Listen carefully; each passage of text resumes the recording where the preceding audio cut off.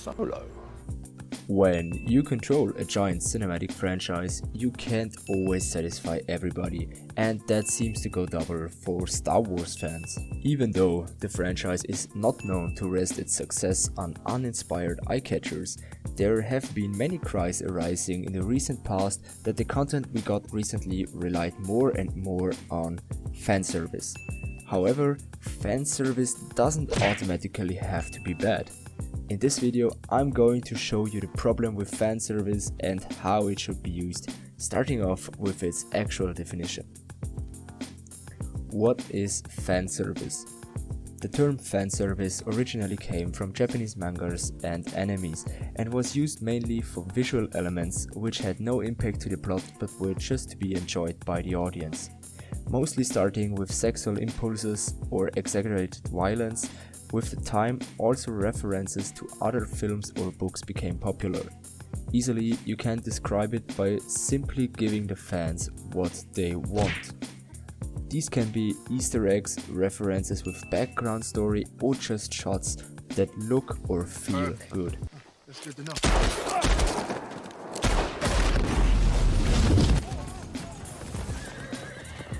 Star Wars quoted other pieces from the beginning of the franchise. George Lucas, for example, was greatly inspired by films, for example, from Japanese director Akira Kurosawa. So was Darth Vaders Mask originally inspired by an antique samurai helmet. Also, many story arcs or character designs had familiarities with famous classic films or books, which may also be a reason for the franchise's success.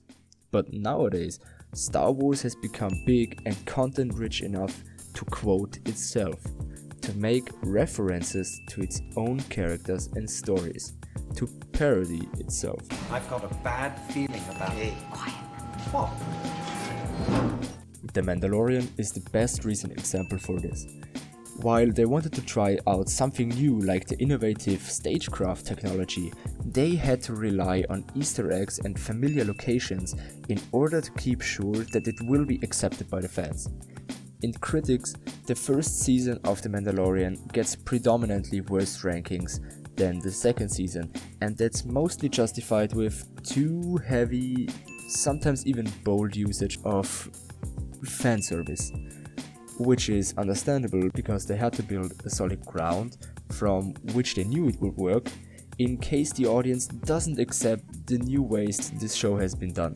I'm talking about the acceptance of the new stagecraft technology here. And yes, there were some problems at the beginning. Compared to the second season, you can really see a quality difference and more unadvanced usage of the stagecraft technology. In the second season, they already had more know-how and techniques to facelift the scene, so it makes it more natural and realistic. I think about making a whole video about stagecraft in the future, but I'll probably wait until we have more information about the Kenobi Show, which will use this technology too.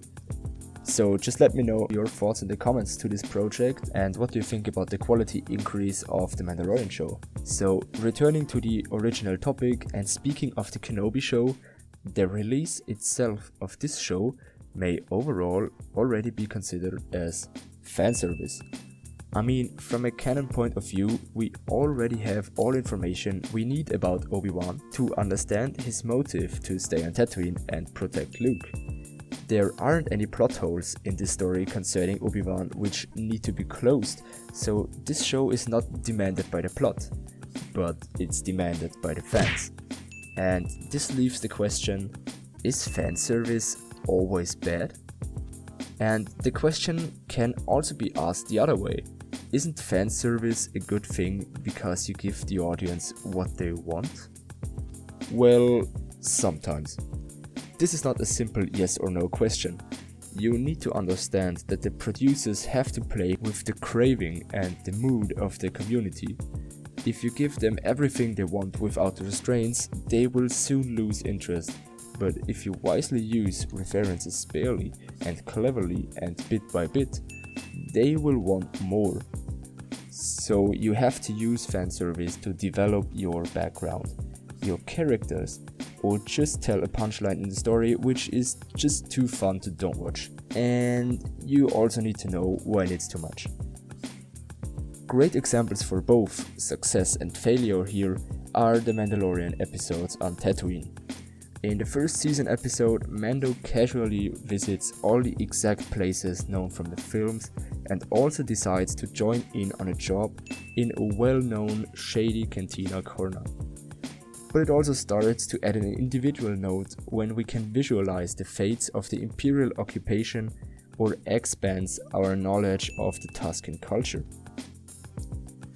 The second season pushed this even further and cleverly gave us insights into the harsh society life and different habits of the Tatooine residents.